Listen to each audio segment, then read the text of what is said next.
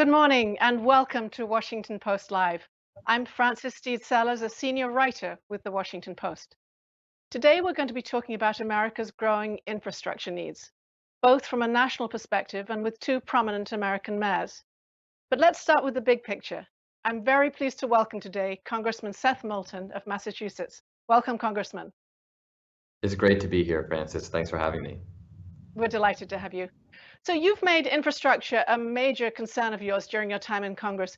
What do you believe America's biggest infrastructure needs are right now?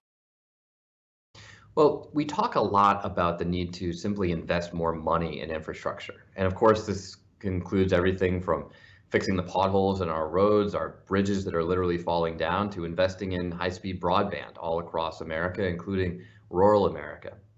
But while everyone agrees we have an infrastructure deficit, I think what we don't talk about enough is how to truly invest in 21st century infrastructure.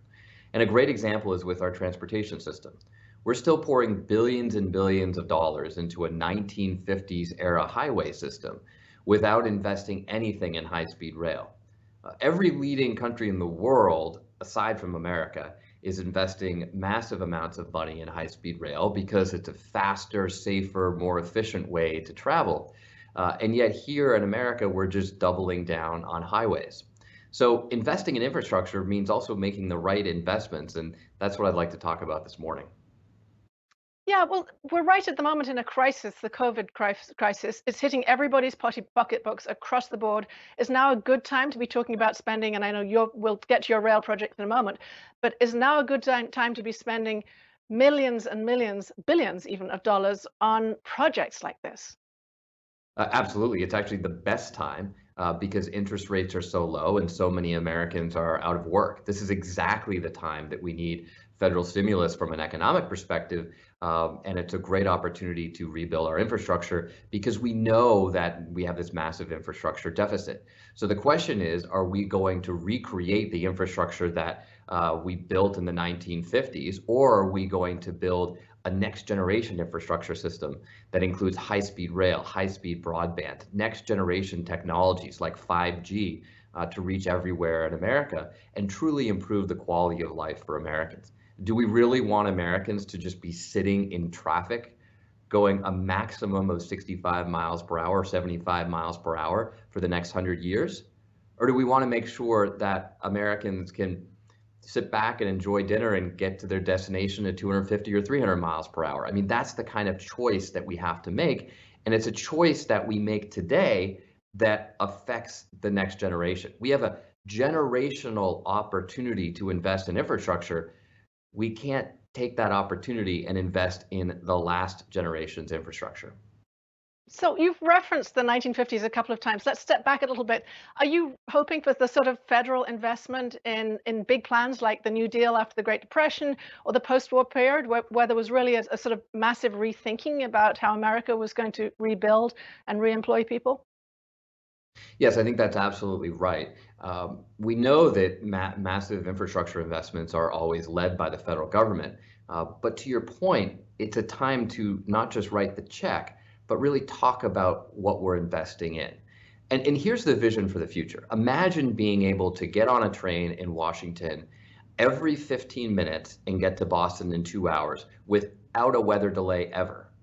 Or the same trip from New York to Chicago, a train every 15 minutes, no security lines, no delays. You're on the train. You can do whatever you want with your time, whether it's sleep or work or talk on the phone or have meetings.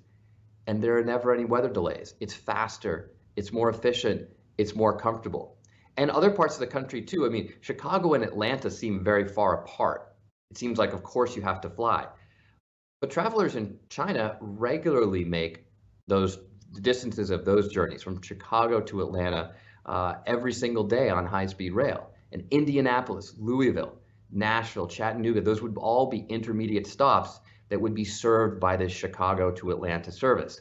You'd have more frequent service, far nicer accommodations, no weather disruptions, and much more time to enjoy aboard rather than in terminal lines or security checks. So this is about improving the quality of life for Americans. It's about making our economy more efficient, improving the opportunities for business travelers and leisure travelers alike. It's a better quality of life than what we have today when we only have the choice of flying or driving.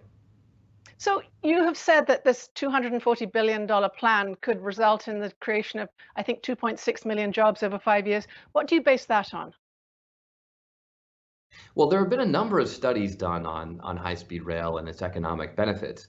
And it's no mistake that all these other countries are investing in it. There's not some vast rail conspiracy that's infecting every other country in the world, but somehow America is above that and we just invest in airports and highways. No, this makes economic sense. It's a better use of our transportation dollar. Part of that is the direct jobs that it creates, and there are numerous studies that cite these specific numbers. But it's also about the kind of economic opportunity that it enables. Just think about, I'm sure, a lot of people from the Washington, D.C. area right now, and every single summer when you want to get on a plane to either New York or Boston, you face weather delays. And that disrupts your life, it disrupts your business meetings, it makes your time less efficient. Imagine if there were a train every 15 minutes. That's how much demand there would be if there was fast service. So you'd have a train every 15 minutes with far more space aboard to spread out than you would ever get on an airline. And you can get to Boston reliably no matter what the weather, no matter what the season, and it will be safe. Japan has had a high-speed rail system for 56 years. They have had zero passenger fatalities. Just think about that. 56 years, zero passenger fatalities. We had 393 civil aviation deaths and 36,560 automobile deaths just in 2018. That's in one year. I'd like to ask you a little bit about America's appetite for public transportation at this point. It seems at the moment, and we're reading about it, that Americans are buying used cars, getting off the rails, out of the air, and choosing their own forms of transportation. Do you see that trend reversing itself quickly, or are you just talking big picture and thinking this is the way we have to go eventually? Well, in many ways, it's both. Yes, I mean, we're not going to be in a pandemic forever, and I understand why people are nervous about getting on trains or planes, although there have been a number of studies that have come out recently that have said that because of the air filtration systems, especially on modern high-speed trains, those are not a cause of spreading the pandemic. And we've seen this as this has been studied in other parts of the world. But yes, I mean, life is going to get back to normal. Economic activity is going to return demand to normal. Our highways are going to get congested again. Our airports are going to get congested again. And we have to figure out, are we going to just continue to expand highways, taking more and more lane and actually worsening congestion? Or are we just going to double down on our airport system with a travel mode that is truly unreliable, hugely susceptible to weather, and not very efficient? Or are we going to say, hey, we can be smarter, we can invest for the future here, and we can make those investments now that will pay off down the road? So you have said that America has given short shift to rail, and you've made that point again today. By comparison with the investments and the subsidies for road and air, how do you see going about changing those priorities? They're deeply embedded in the way Americans think about their travel. Well, they are. I hope that we're starting to learn a lesson.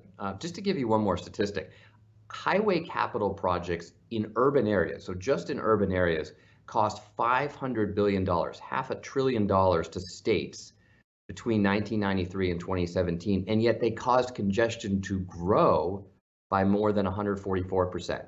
So between 93 and 2017, we spent $500 billion on highways, and congestion has grown by 144%, faster than population growth.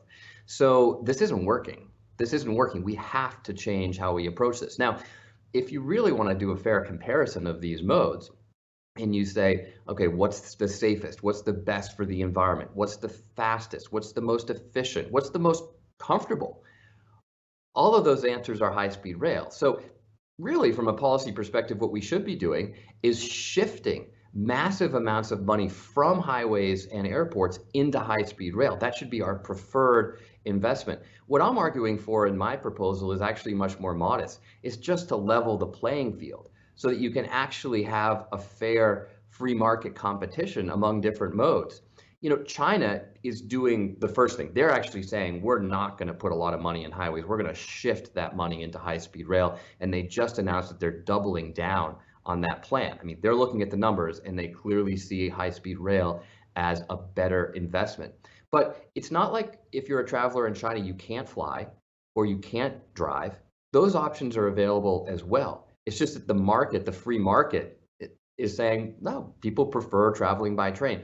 We don't even have those options here in a much freer country than China. We're a country that prides ourselves on our free market and the freedom of choice. And yet today in America, high-speed rail isn't an option. Congressman, I'd like to ask you about your recent political experience. You ran briefly for the 2020 Democratic nomination. What is your impression now? You have a very impressive military record yourself, an impressive educational background. Do you think there's room for a person like you now as the leader of the evolving Democratic Party? Oh, absolutely. I mean, look, we are working hard to be the majority party in America. We already have a majority in the House, but we're fighting hard to get one in the Senate. And of course, we're fighting to take back the White House. Now, being a majority party means that you have to have the majority of views. And there are a lot of criticisms of different parts of our party. But the fact of the matter is that we want everybody under our tent. We want to include as many Americans as possible because that's the definition of being in a majority and being able to lead. So I'm very proud to be a Democrat. I've always been proud to be a Democrat. But we have to do still more work to make sure that we earn the trust of the American people. Right now, we hold one house in Congress, not two. We do not hold the White House. We have to work to earn those votes, and I'm proud to be a part of that future. What did you learn during your brief presidential bid? Oh my gosh, so much. Certainly the importance of timing in terms of when to get in. Getting in Right. a week before Biden didn't serve me well. But I am so glad that I ran because I thought it was important to bring the perspective of a combat veteran to the campaign trail. And Americans forget we're in the middle of the longest war in American history. And I was the only combat veteran on the campaign trail, despite all the different people who were running. And I was glad to contribute that perspective. But what I learned, it was it was hearing from Americans. It was learning about all the different experiences of so many Americans across this country, so many of whom are struggling to get ahead. And all of those struggles that so many American families are going through today have just been exacerbated by this pandemic. The rich and wealthy are having more time off and they're enjoying time at their homes, and businesses like Amazon are flying off the charts. Meanwhile, most small and medium businesses, all those restaurants and mom and pop shops across America are really suffering. And I saw a recent report that said that 78% of restaurants are likely to go out of business if Congress doesn't do more to help in the coming months. So what we have to realize right now, and this goes back to your previous question too about the Democratic Party, is we got to make sure that we're not forgetting anyone in America. The Democrats have always been that party that looks out for the little guy. We've got to continue to do that because right now the little guy in America needs a lot of help. So another candidate, Amy Klobuchar, made a big appeal for infrastructure on the top of her platform. But what do you know about Joe Biden's infrastructure plans? Well, actually, Joe Biden has talked a lot about high-speed rail. He and I have talked personally about high-speed rail. So he is very Amtrak much Joe. focused on well, Amtrak Joe, yes. Although I think it's important to note that the future of high-speed rail in America is not 1950s style Amtrak trains. I mean, we're really talking about totally new technology. And if you look at the operations across the world, I mean, they're definitely a step up from Amtrak. But Joe Biden knows this. He understands this. We have a president right now who, for 4 years, has promised infrastructure investment and has gotten nothing accomplished. Donald Trump only knows how to get around on a private plane.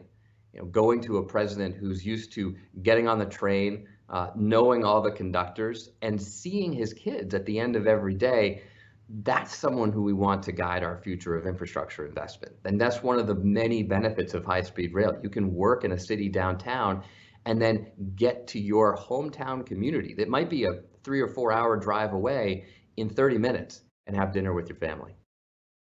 So we seem to be seeing a tightening race between President Trump and Vice President Biden. What do you see as the defining issues in the coming weeks? Well, certainly it's the response to this pandemic. And every epidemiologist that I've talked to has said that this is going to get worse. And we need to have a president who believes in science, who follows the advice of his intelligence briefings rather than trying to cover them up and lie to the American people like we now know Trump has been doing for a long time. We need a steady hand as we face increasing crises because of this pandemic. I just got a briefing yesterday on the national security implications of COVID-19. That's a real issue. And of course, the economic concerns of so many Americans are first and foremost in people's minds. If you just look at what Congress is doing, I'm back in Washington this week. The House has passed relief legislation weeks ago, months ago now. We're fighting to get more help to Americans. The Senate, which is led by Republicans right now, is saying they don't want to spend much. They don't want to do much. They don't want to help. And that's just not supported by the facts. I mean, this is a greater economic crisis that we're facing than the Great Depression. And nobody looks back on the Great Depression and says, you know, the problem was that the federal government did too much or the federal government acted too quickly. No, far from the case. We need to go big, we need to go hard, and we need to act quickly to help American families. And yes, we need to make sure we pay it off down the road. But right now, we need to invest in this economy. We need to invest in small businesses. We need to invest in American families to get through this pandemic. Congressman, I want to ask you about another controversy that erupted recently. You're a former Marine. You served with distinction in Iraq.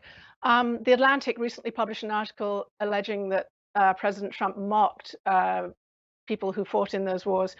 And those are claims, I must say, that the president vigorously denies. What is your belief about those claims? How do you respond? They're 100% true because this is who President Trump is. And you know, although the sources are anonymous, as often they are, I mean, all the Watergate sources were anonymous, right? These are trustworthy people. These are sources that have been verified. And I'd take their word of multiple people any day of the week over a president who lies in every single press conference. But you don't even need to have the verification, just know that this is who this man is. This is what he's always, this is how he's always acted. This is why he's disparaged John McCain and Gold Star families. This is why he doesn't bother to go and visit our troops or pay homage to those who have died. And everybody has to understand that this isn't just about our troops. This is about anybody who believes in service, in public service, and in doing something for others. Congressman Seth Moulton, thank you very much for joining me today. I'm afraid that's all we have time for. Francis, thank you so much. It was great to hear your points of view. We shall be moving on after a short break, and I shall be speaking with the mayors of Plano, Texas, and Denver, Colorado. So stick with us and hear now from our sponsors, Siemens.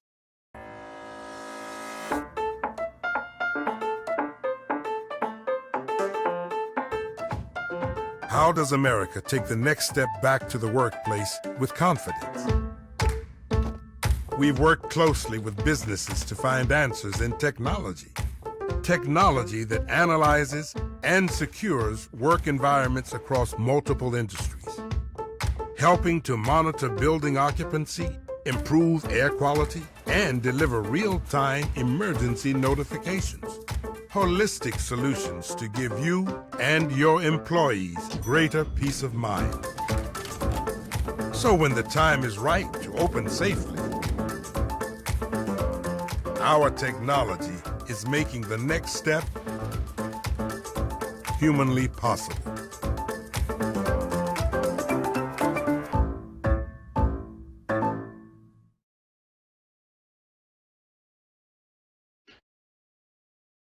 I'm Barbara Humpton, CEO of Siemens USA, and joining me today is Mayor Francis Suarez of the city of Miami, Florida. Welcome, Mayor. Thank you, Barbara. It's an honor to be with you. Today, we're going to be discussing a new Harris Poll survey that was conducted in partnership with the U.S. Conference of Mayors and Siemens USA. And we were asking mayors about infrastructure, technology, and mayors' priorities for confronting a health, economic, and societal crisis. Mayor Suarez, you've been a true leader in transportation, in resilience, and in technology. You've established a transportation fund, and you've really been an advocate for rail in and around the Miami area. As we think about the crises that we're confronting right now, we hear mayors say this is a moment when technology can really elevate their performance. How do you see this opportunity in the world of infrastructure in this moment? Technology is allowing us to do what we're doing right now. I've been thinking about, would it be possible for me to do all the things that I do on a given day today if I didn't have the technological resources that I have at my disposal? And it's going to change radically. The way that we were thinking about problems before. We talked about mass transit and obviously rail as a mass transit solution.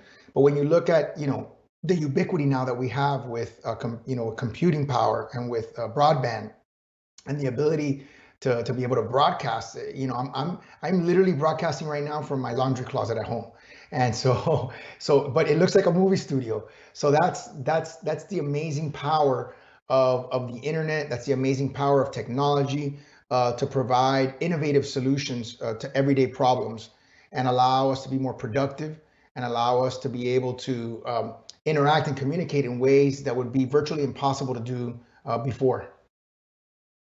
That is a true illustration of resilience to be able to turn a laundry closet into a broadcasting studio. There you Well, go. this isn't the first crisis that you've had to deal with. You've got a front row seat to another crisis the world is grappling with, that of climate change. And I'm wondering, as you view that scenario, can we think of climate change less in the negative, the crisis that we're facing, and more in the positive? How could climate change itself spark innovation? I think in a variety of different ways. I think the first thing is we have to understand that it's a very sensitive subject. And I think to progress in the subject, you have to understand the nuances of the way that we discuss the issue. And I think it's one where semantics matter. And I'll give you an example. As opposed to saying, in certain parts of the country, the climate change is causing this phenomenon.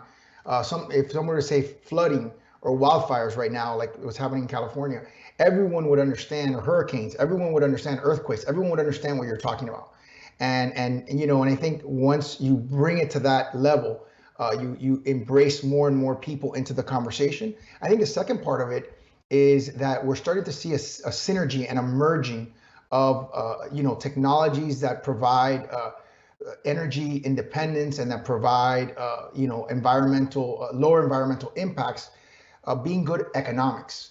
And it's not just good branding, it's actually good economics. One of the things I always think about, or I remember reading an article, is when they said that when the electric vehicle reaches the mid-range price of a gas-powered car, no one will buy another gas-powered car because of the fact that it just has too much maintenance. It has, I think, 2,300 moving parts as opposed to an electric vehicle, which has, I think, 12 or 15 moving parts. And so just from a maintenance perspective, if all things are equal, you're going to do something that costs less. And so I think that is also changing the dynamic and changing the conversation as economies of scale allow for things to be produced at a level where the costs become, very, very feasible. Yeah, smart technology really is going to be a game changer in all these areas. But as you say, the economics have to work as well. One of the things we learned in the survey is that mayors everywhere are viewing technology companies as partners for their future path. In some cases, mobilizing capital to help achieve goals, but in other cases, bringing critical technologies. We at Siemens are currently working with over 100 cities, and we'd love to know how we can help be better partners. Tell me your view of how companies and cities can work together on creating our future. I think the first thing is being proactive, engaging. And I think the U.S. Conference of Mayors is a great forum where you can engage with mayors who are the leaders of their cities. And cities can be idea factories. Oftentimes there's a perception that government never wants to take a chance. Government never wants to take a risk on a new technology or product. But for a new technology or product to succeed, you have to get in the door somewhere. And once you're able to establish that track record, you know that it's a lot easier. I remember when we brought in a gunfire detection system at the time, and it was, we were an early adopter, and people thought, why are we going to spend hundreds of thousands of dollars on something like this? And our homicide rate has dropped by about 40% since we implemented that system. I know with GPS precision, every time a gunshot is fired in my city instantly.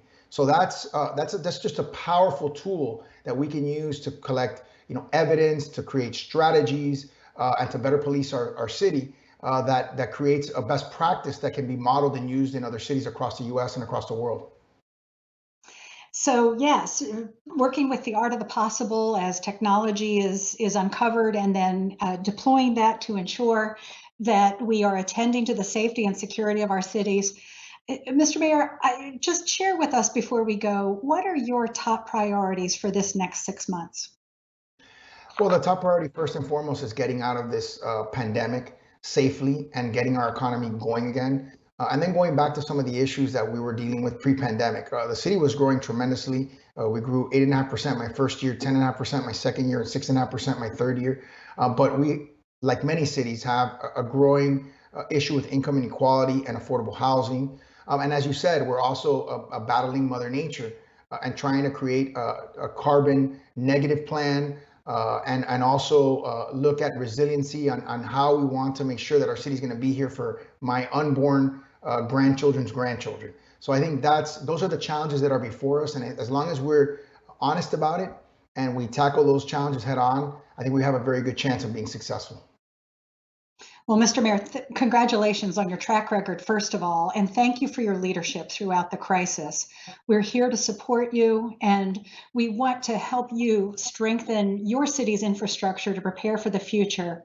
And now let's turn it back to the Washington Post. Thank you very much. Thank you, Barbara.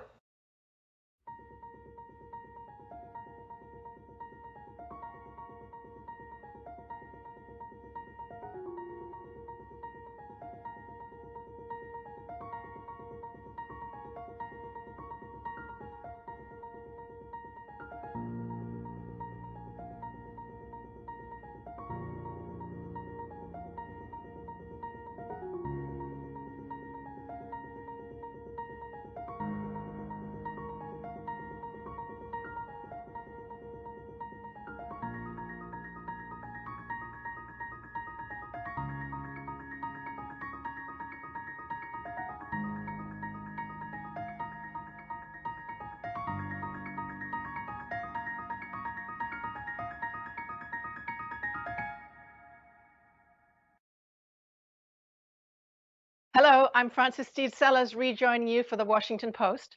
Now with two mayors of American cities. Mayor Harry Rosillier is the Republican from Plano, Texas, and Michael Hancock is a Democrat from Denver, Colorado. A very warm welcome to you both. Thank you. Good morning, Frances. Good morning. Thank you for joining us. Mayor Hancock, let's start with you.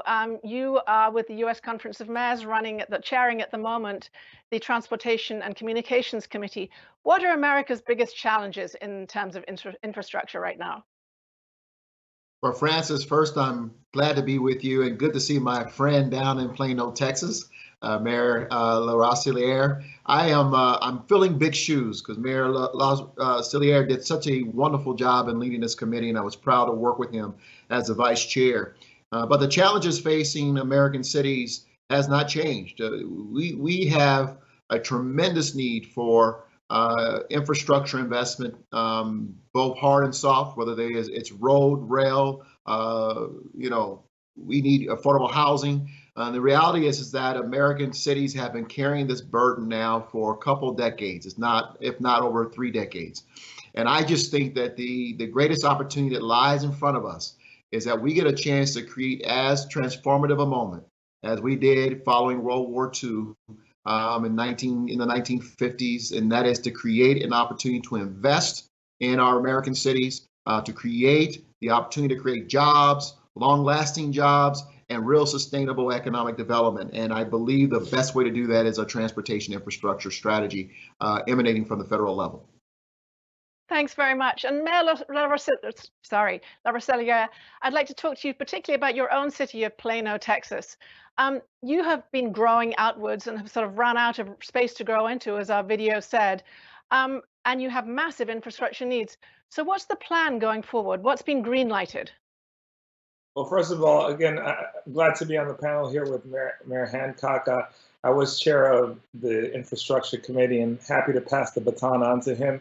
Seems the last week or so, last couple of months, half my residents have moved to Colorado because of people staying at home and loving the weather there. So I'm happy to add to your economy, Mayor Hancock. But really, the work that has to be done on our part is what cities have realized over the past several decades. From 2001 to 2015, cities alone have increased their infrastructure spending by about $100 million a year, whereas the federal government did about 1.5 million. And so we realized that it's incumbent on us to really take care of our own needs.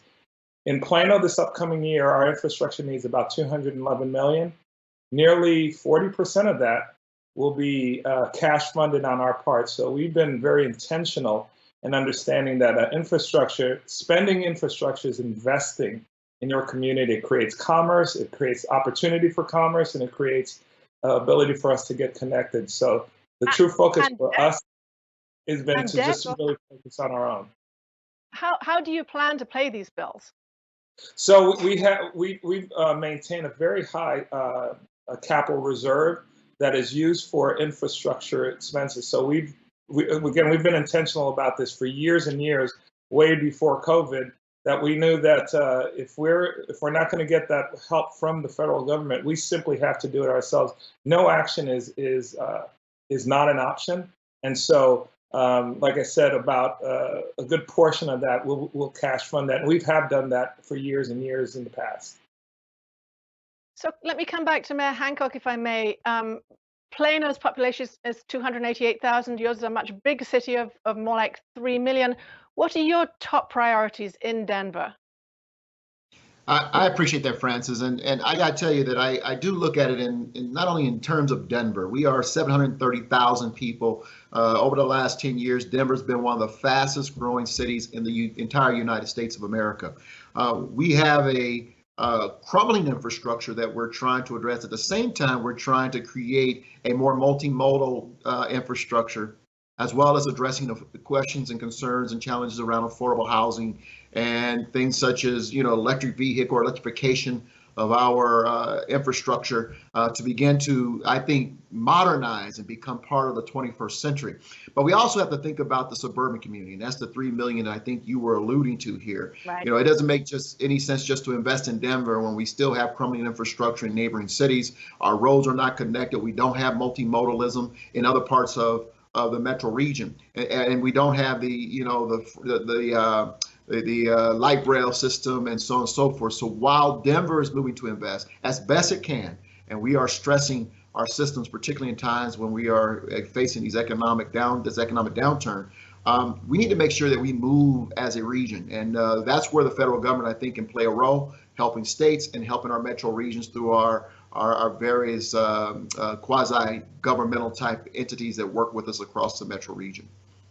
I'd like to follow up just on that question. What you have been critical in the past, and you've mentioned this, of the roles the states have played and the federal government has played. What more would you specifically like to see from the state of Colorado and from the federal government to help cities like yours move ahead? Well, I mean, get off the proverbial paralysis by indecision, quite frankly, and partisan politics that have really created stalemates. If we want to create jobs, and if we want to improve our cities, and let me just be clear, cities account for 91% of this nation's GDP. There is no recovery if your cities don't begin to recover. And there is no faster, more reliable, and proven way to begin to help cities recover, particularly our major cities, recover from this economic recession, than investment in infrastructure. And so we got to get beyond partisan politics at the federal and state level, particularly at the federal level, and find a collaborative way for the federal government to incentivize and to work with cities to begin to invest in infrastructure. If we have the federal government leaning in through our states as well, but direct funding to cities and metro regions, then we can be smarter, more creative as we lean in and create public-private partnerships to accomplish a lot of what we need to accomplish and create jobs and ignite recovery from this recession. So does this come down still to a battle over increasing taxes? I'd love to hear from you, Mayor LaRosiliere, on this too. Or is it really now a battle over what infrastructure includes? Soft infrastructure, you've mentioned, hard infrastructure, and all sorts of other public institutions and things. Mel La Rosilia, maybe you could respond to that. Is this a battle over taxes, tax increases? I think in the end, the conversation is about revenue, and taxes is a major component of revenue. Just to touch on the point that Mayor Hancock said, for every $1 billion of transportation investment that is made, it's about 12 to 15,000 jobs are created. And so we want to put America back to work. Let's work on our infrastructure. And so where are the funds going to come from? Well, the revenue source for government is taxes, but also government can be efficient in terms of how they spend those dollars, and finding ways to raise enough revenue to invest and make that as a priority is what we need. Mayor Hancock just talked about it. It's really about the partnership with the state and federal entities on the city level. We are the last stop. We have to get it done. We can't pass the buck to anybody if our roads and bridges are deficient. And so if we can have that partnership, we can leverage the dollars that we are willing to invest locally in our community. Let me ask you a follow-up. Oh, carry on, Mayor Hancock, if you. No. Thank you, Francis.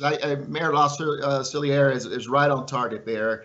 You know, Denver as well has taken it upon itself. You read a quote from my State of City address, and one of the things that I did in 2017 was make a $2 billion commitment to infrastructure in this city, and we didn't have all of the means in which to do that, obviously. But the reality was that we needed to forge a vision and a goal, a destination that we wanted to pursue. And that was the route in which we needed to go. Make the commitment, begin to allocate your general fund resources to do it. The reality is that there still has to be a marker for the federal and state governments to play a role. These are all of our roads that we have to be responsible for. The city of Denver is taking care of some of the roads that are actually owned by the state as well as by the federal government. And because they're not leaning in, but we cannot justify and pass the buck or blame them when the roads are crumbling. And so and unsafe for our residents. So we are moving in. And let me just also say this whole economy in terms of infrastructure, particularly around transportation, is transitioning. We got to get more electrification. We've got to get more rail going in terms of moving people. People want to move differently. We need bike lanes, but we also need that soft, and that's the housing, that's the Wi-Fi. These are all the things that lend themselves to equity that, quite frankly, we're not investing in. And unfortunately, like my friend here mentioned, we have to find ways to invest. And unfortunately, we're using primarily bonding, sales tax, property tax to do it. And we always run the risk of overburdening our residents. So we simply got to be careful about that. So I would like to ask about Plano, Texas, and we can find this out about Denver too, but you mentioned Wi-Fi, Mayor Hancock. Broadband access has become even more critical for school children and others during this crisis.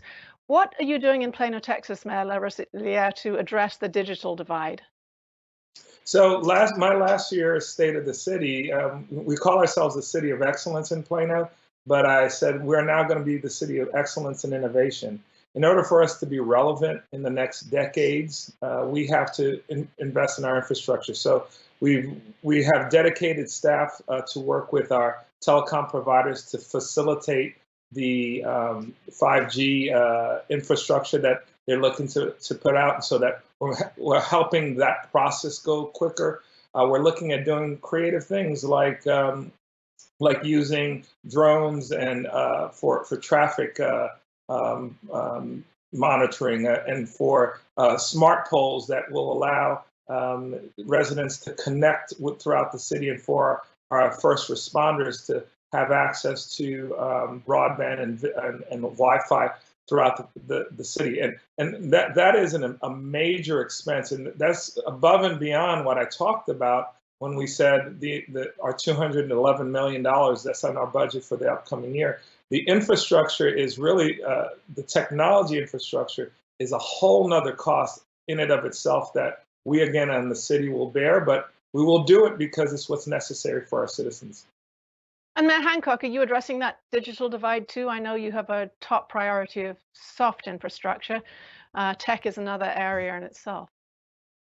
No, you're absolutely correct. And I think, Francis, you went to really the heart of a challenge that we all discovered. You know, 20 years ago, we talked about the super information highway, and we talked about the gaps that existed for, the communities, parentally underserved, under resourced, not having access to the internet. And during this COVID-19 shutdown and challenges with schools closing and kids going home with technology, you know what? Everybody was blown away to learn again that we still have this gap existing, this digital divide that separates the haves and the have-nots in our communities. Too many of our children were lost because they did not have the ability to get online at home. And so one of the things that we've expanded and to try to elevate is our partnership with our telecom partner, as Mayor LaCilliere just pointed out, and is that with Comcast, we have the Internet Essentials program, and that's where we provide at very, very reduced rates the access and in some families free access to the internet through Wi-Fi. But we're going to have to continue to expand and be even more creative through our libraries, our rec centers, and making sure those spaces are open and accessible to young people as they come home and prepare for their homework and need to continue to stay connected through the weekend. It's really a terrible, damaging, lifelong impacting situation when young people are unable to keep up because they simply cannot afford the technology that so many are taking for granted in their homes. Your economies in your two cities are very different. Plano has a lot of big companies based or headquartered there.